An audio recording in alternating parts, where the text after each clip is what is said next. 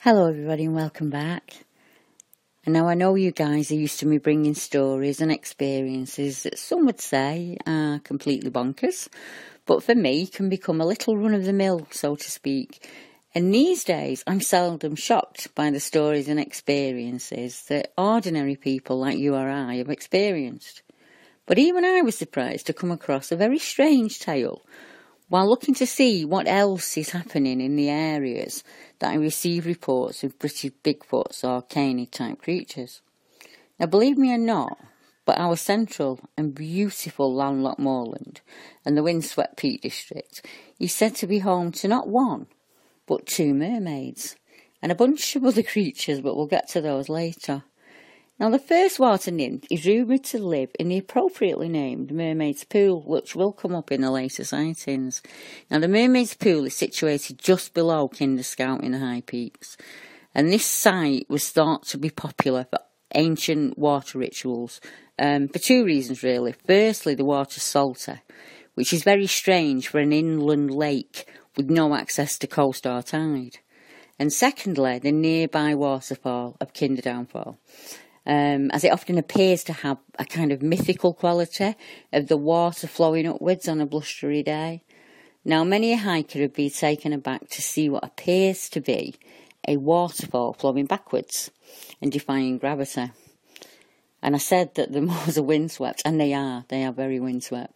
Now, the waters of the Mermaid Pool are believed to offer healing qualities to those brave enough to bathe within them, though.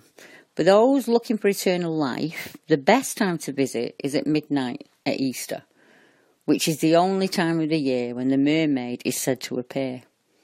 And if she looks upon you fondly, then she will grant you the gift of immortality. Now make sure you catch her on a good day though, otherwise you can expect to be pulled into the pool to your death. Now the second mermaid is said to live in Blackmere Pool, which is said to be bottomless. And that's on the southwest, like on the tip of Staffordshire in the Peak District there. And there are two conflicting legends which explain how this mermaid arrived at this exceptional island pool. Now, the first states that she was brought here hundreds and hundreds of years ago by a sailor from the nearby town of Thorncliffe. And he caught her and brought her ashore. Now, in that tale, effectively, although a rather charming love story between a water nymph and a seafarer, however, as with most tales, it ends badly. And after his death, the mermaid became angry, and unable to return to the sea on her own, she started to haunt the lake. Now, the other legend is slightly more sinister and tells of a beautiful young woman who rejected the advances of a local man named Joshua Linnett. And unable to accept that rejection, he basically branded her a witch. And he got all of the villagers around to believe him, really. And they were said to have drowned her in the Blackmere Pond. Now, in those days, if you drowned, you were innocent. And if you didn't drown, you were a witch, so they should be back until you did drown. And it was said that with her final breath, however, the young woman muttered a curse against Joshua, and he vanished. And 3 days later, his body was found by the pool, and his face was covered with claw marks. It is said that her spirit still haunts the pool in the form of a demon mermaid. Now, even today, livestock are said to refuse to drink the water from Blackmere Pool, and that birds will never fly across it. Now, although many have claimed to see the mermaid over the years, the last recorded sighting was in the mid-19th century, when a group of locals attempted to drain the lake to see if the pool was indeed bottomless as claimed. Now, shortly after, they began digging at the southern end of the pool. And there is actually, if you go out to the pool, there's actually still that drainage ditch there, you can see it. And it's said that as they were digging this drainage ditch, the mermaid appeared from the lake, and she threatened to flood the nearby towns of Leek and Leekthry unless they ceased their activities immediately. Needless to say, they quickly packed up their shovels and headed back to lower ground. Now, mermaids are one thing, but would it surprise you if not only were these lonely water sources home to beautiful ladies who can grant you longevity or instant death, There are also large hairy creature accounts that encircle these strange peatland moors. Now, as far back as 1925, the Hope Valley werewolf, and I want you to listen to the description within this, other than black in colour and of enormous size. Now, this was in the London Daily Express, and it was the headline for October the 14th, 1925. And that issue states, in the district of Edale, Derbyshire, something black in colour and of enormous size was slaughtering sheep at night and leaving the carcasses strewn about with legs, shoulders and heads torn off. The sheep had broken backs and pieces of flesh ripped off them. Now, many hunting parties had gone out to find the beast, but had failed to track the animal down. And the newspaper stated, people in many places across the moor refuse to leave their homes after dark, and they are keeping their children safe within the house. Though rarely seen, the creature was said to have a howl like a foghorn that could be heard across the valley, and the locals believed it to be a werewolf. Now, it doesn't say why they thought it was a werewolf. Nobody reported seeing, so I mean, it could realistically, I suppose, be anything. But it's interesting. It's interesting to me because those sheep mutilations will come up again as I carry on reading. Now, people from up north, like me, know of the Lady Bower Reservoir. It's quite a famous account. And the gentleman writing the account was the person who used the word Bigfoot. The witness never did. And I think that's been mixed up over time as the account's been copied and copied and copied. But if you trace it back as far as you can, you don't actually use the word Bigfoot. Now, it was in 1991 that this happened. And it's a terrified family. And they believed that they had a close encounter with a British Bigfoot. And as I said, I'm reading this from another blog. And this Bigfoot was seen in the Lady Bower Reservoir in Derbyshire. And it was something that they would never forget. The great thing about this sighting was that despite the Johnsons being the only ones who dared come forward with their account and report it, there were more than one eyewitness that day. Now, the day started off as normal for the Johnson family. Because the weather was so pleasant, they decided to take a trip into nearby Bamford village. They spent the day visiting the local sites, and at around 3:30 p.m, they decided to leave for home. And it was as the family were driving along the Manchester Road there, passing by the Lady Bower Reservoir, that they saw something was up. Now, which for non-northern folk means there was clearly a problem as the car was stopped in the middle of the road. Something were up. Now, the family thought they'd seen an accident, so they stopped behind the car in the road. And it was then that they realised the occupants of the car were staring up a nearby hill, looking intently at something up there. Now, the Johnsons looked in that direction too, and saw for themselves what it was everyone was looking at. They all saw a large, hair-covered biped on the hillside. Now, this biped stood at around 8 feet tall, and it was described as having human-like eyes and a human shape, but the whole body was covered in dark brown hair. Now, behind the Johnsons, another car pulled up and stopped abruptly, obviously wondering what all the fuss was about. They too saw the strange-looking creature, and they honked their horn loudly for some reason. This sound startled the figure, and it bolted down the hill, over the road, and jumped over the edge of the bridge.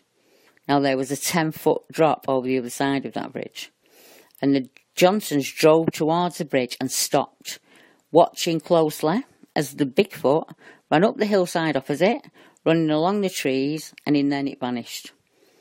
Now, the people who had this encounter in 1991 are still as baffled about it today as they were then. Now, the Johnsons reported their encounter to a gentleman named Martin Jeffrey. And many people interested in this subject will remember the Mystery Mag, and that's where he reported it. Now, he received a phone call from the family, and he went and met them to discuss it. Now, Martin described the family as quite normal, down-to-earth people. They did not come across of unsound mind, and they did not seek out publicity. They described to him what happened, and he was baffled. The father of the family gave the following details.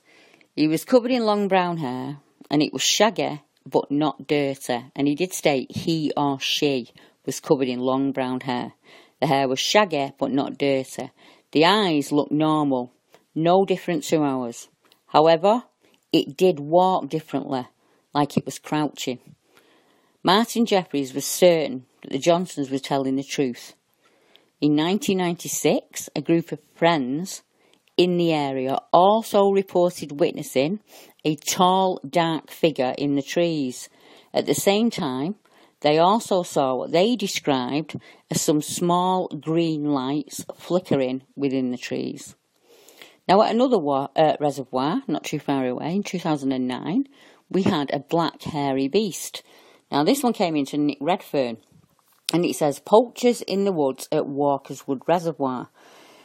Now, the poachers heard noises within the brush in front of them, and it was reported that as they heard the noises, all of their torches suddenly stopped working at once, and panic set in and the group ran off. They stopped several yards away and could still hear the noises, which seemed to be pursuing them. The men opened fire and all went quiet.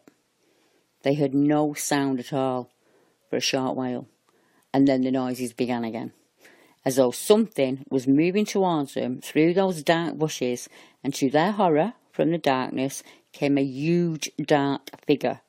They described it as about 7 feet tall, and it was completely black in colour. They could not see or make out any features, and this thing seemed to be absorbing the darkness around it, as if it camouflaged itself in some way, and the poachers, of course, fled. Now, not too far away, we have another account, whoops and howls. A few years ago, I had an interesting experience in one of my favourite locations. I hadn't visited the place for about a month, and I was using my free time to search for deer antlers in a deer park not too far from my house. And I didn't have much luck, to be honest, so I decided to head over to the forest, where there's a wild population of deer, to see if I could find any antlers there. So I'm there, I'm a few hours in, and I just descended down a steep slope into the forest that lies within the valley there. And I'd started making my way down to the bottom of the ravine, where I have to cross the river and then go up. And I got myself down to the bottom, and I crossed the river, and then I waded my way up to the logging road for easier travel. Over about 10 minutes, I'd reached the logging road, and I'd walked a little further down it, and I heard a series of very loud knocks, which sounded like they were coming from close to where I crossed the river only about 10 minutes before. There would be 5 knocks, a 10-second pause, and then another 5 knocks. The knocks were very dull sounding, so it wasn't coming from anything metal or rock. It was coming from something being hit on a large, thick tree. Honestly, I didn't think much of it, and I just assumed it was loggers or someone working in the woods. Anyway, this knocking went on for about 7 minutes, so I got curious, as you do, and I decided to go and check it all out, expecting to see someone in a high-vis jacket hitting wood on a tree. As I reached the corner of a clear cut that would allow me to see the river and the exact place where I crossed and where I suspected the knocking was coming from, the noises suddenly stopped abruptly. I got my binoculars out and started glassing the area, and I couldn't see anything or anyone. Now, I know that there were no rangers on duty that day, and there were no loggers, as the vehicles and high-vis jackets are easy to identify. I'd just passed that area 10 minutes earlier, and there was nobody there, and I'm 100% positive about that. I'm so annoyed I didn't get a recording of the knocking, but I just assumed it was someone down there, and I'd meet them on the way back out. After I'd made my way down there quickly and there was nobody there, I just stood there trying to work it all out. Now, there was no wind, and the knocks were always in a series of 5, and then an approximate 10-second wait before there'd be another series of 5. And I noticed the knocks started happening after I tripped and landed on a branch that had fallen, which made a large cracking sound. Also, as I was walking in, I kept hearing this weird mumbling noise up in the brush, like talking, but it didn't make any sense to me. I actually went back with my sister about 2 weeks later, and again we heard the same knocking sound. There was no wind. It wasn't a woodpecker, as it sounded like a log being pounded on a tree trunk. And I can rule out campers because I just walked past that area again.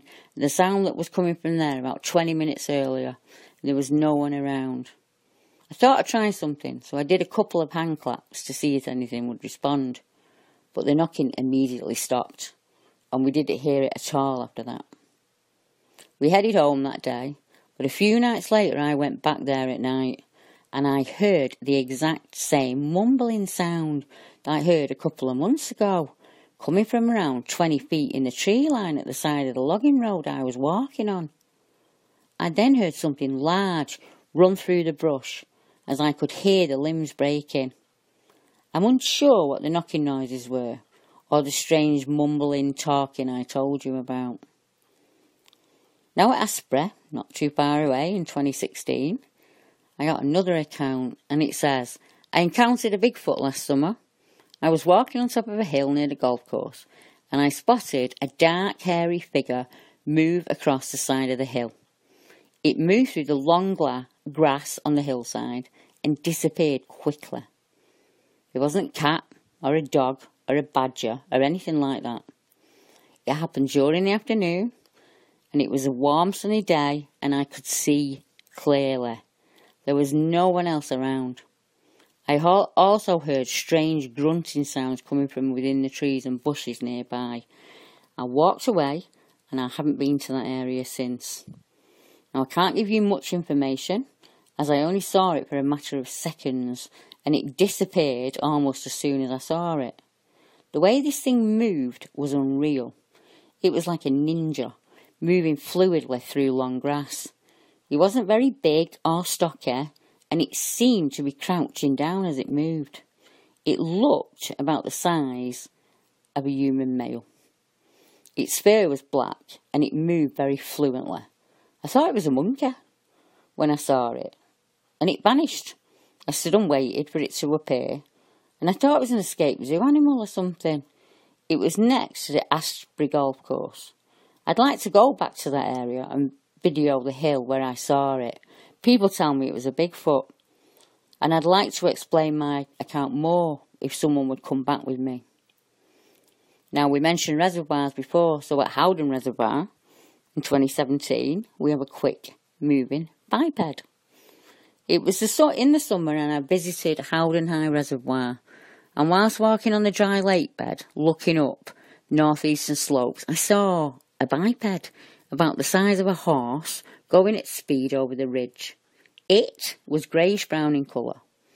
I'd like to further add that there is a place up there on Howden Moor, which is the furthest point from any road, the most remote part of the moor.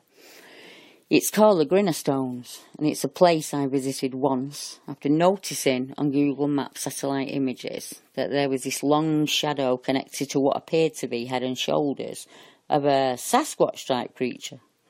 I travelled there to see what might be causing the shadow and take a comparison shot, as someone says that can be handy for anyone who finds an anomaly in a video or on Google Earth, and revisiting it can rule out any natural object that could be causing the anomaly. So I went back for a good look, and there was no shadows or anything of any length, really. I'd like to return to Grinner with torches and a line, if possible, and I'd like to look into the cave systems that are up there. There are the footings of ancient walls up there too, and I'd like to document them whilst I'm up there. But the one time that I've been up there before was so deathly quiet that it became really uneasy, and I felt a strong urge to leave well before dark even came. I felt as though I was being watched the whole time I was there. Now, my first experience with what became known as the North East Derbyshire Beast, said a gentleman in 1984, was in August of 84, and I was bivouac camping with my cousin at a place called Blackamoor, and this was Totley, just outside Sheffield. I was about 14, and I was visiting family in the school holidays, and we'd set up the tent and camp, and it had been a fun day, and as evening drew in, we called it a night. I got into the tent around 11 p.m. and we both decided to try and get some sleep. It felt like no sooner had we settled down to sleep that we heard what I can only describe as a deep growl of what we'd suppose must be a large apex predator. That may sound far-fetched, but that's what it sounded like at the time. It was not something we'd heard before or could identify. And we just shook with fear and instantly struggled not to wet ourselves. We lay breathless as we listened to heavy footfalls moving through the heather around us. After a while, we raised a bit of courage and, gripping our knives, we managed to get up and out of the poncho shelter. And the mist had come in and settled, and we could barely see each other in it, let alone anything else. And we kept searching the fog as we hurriedly packed, whilst all the time praying for all we could muster. Strangely how you suddenly find the need for God. We went quickly as we could back down to the streetlights of Totley and home. Now, another account from Kinder Scout is Footsteps in the Night. And this was on the paranormal database. And it says, I camped on top of Kinder Scout one night in the Peak District near to a World War II bomber crash site. And I awoke to hear someone or something walking right next to my tent at about 4 a.m.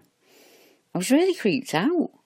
But I was too cold and tired to get up and go and have a look at what it was moving around out there. And then in 2003, once again, Kinder Scout. In the July or August of 2003, I was in my 30s and I loved to camp wild, and it's one of my hobbies, so I'm always camping somewhere.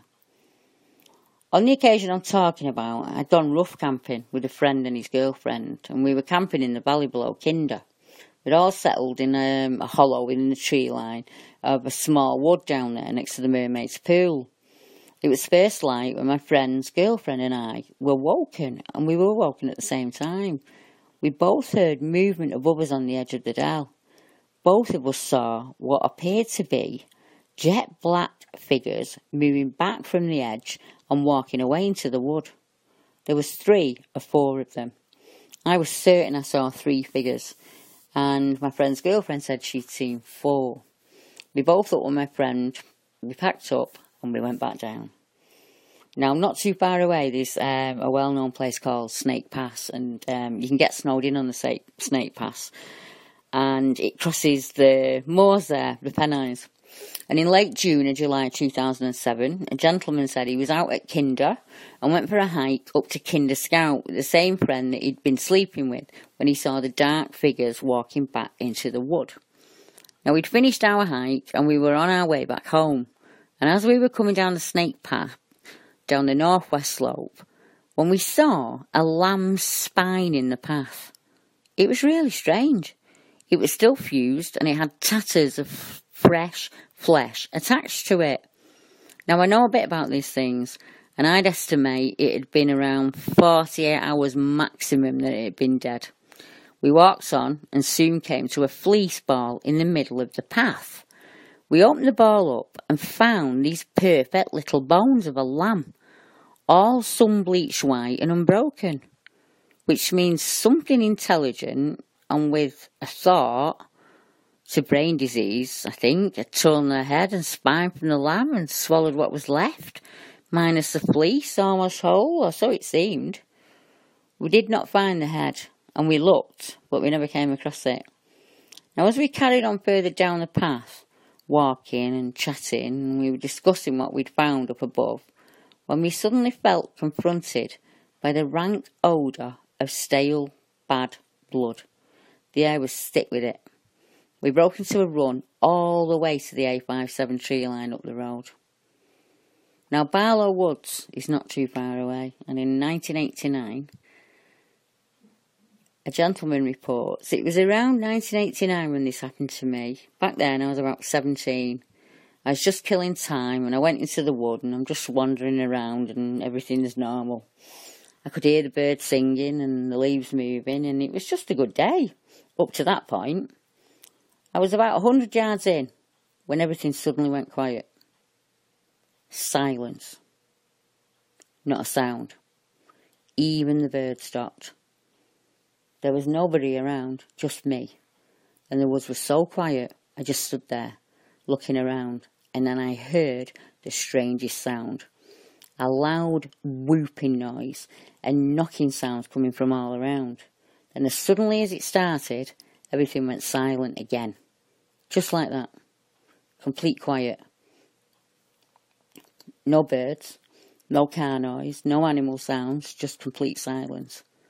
I didn't see who or what made the noises, but I could tell I was being watched. I could feel it looking at me. And I'm looking around everywhere, but I can't see anybody at all. And these woods are thick, and the trees are large, and I really couldn't make out anybody or anything around me. I headed down towards a small stream and got down behind the bank to look, and I saw nothing. I lay there for ages, hoping to trick whatever it was that had made those weird noises so I could see what it was. I did some knocks back, and the whoop started again, louder this time. I was so spooked. I looked back into the thick woodland, and my eyes saw loads of moving shapes in the sunlight, but nothing that I could pinpoint. Then bump, bump, crack in the distance. I couldn't take it anymore, and I was up and I was off. I went back to my bike as fast as I could, and all the way out I could feel I was being followed. I was so scared, I kept turning around, but I couldn't see anything. And then the quiet came again. As I left the woods, I could hear the natural noises start to return, the birds and the stream noises and the noises of the road. It was over. I have never returned to that wood, and I've had to pass close by on many an occasion. Now, Dovetail to Beresford is one of our well-known walking routes, and it's a nice route to walk. And somebody got in touch and he said, I like to wild camp, and on one occasion we were camped in between Beresford and Dovetail.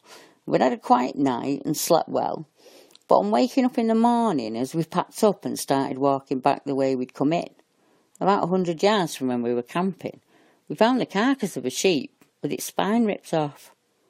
We noticed it looked fresh, but we never heard a thing, nothing in the night, and it wasn't there the evening before. So something had killed this sheep silently without waking us and then walked away. Now, the River Dove is a wonderful place to fish, and in 2006 another bipedal creature was seen there. Somewhere between the years of 2006 and 2008, I was returning from Dubdale in Derbyshire, and I was coming along the fields at the side of the River Dove there. It was broad daylight, but I had no binoculars on me or anything like that, as I was just walking along. About a field away, on the other side of a 6-foot hedge, I saw an unmistakable grey creature, which was approximately 7 to 9 feet tall, walking along behind the hedge. I could see half of it visible above the hedge, leading me to believe it was bipedal, or whatever it was walking upright, not down on all fours.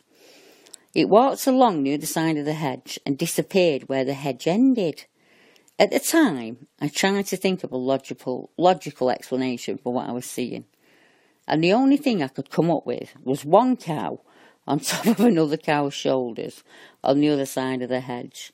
Now, that impossible feat would give it the extra height and make it appear bipedal, which is impossible, of course, but it was the only thing I could think of to explain what I was seeing.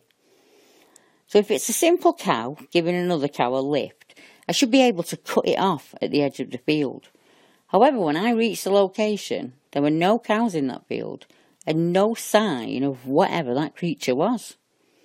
Returning to the site a year or two later, I discovered there's a ditch running through the middle of that hedge with a stream in it, which the creature may have gone down in and to disappear, and that's why I couldn't see it.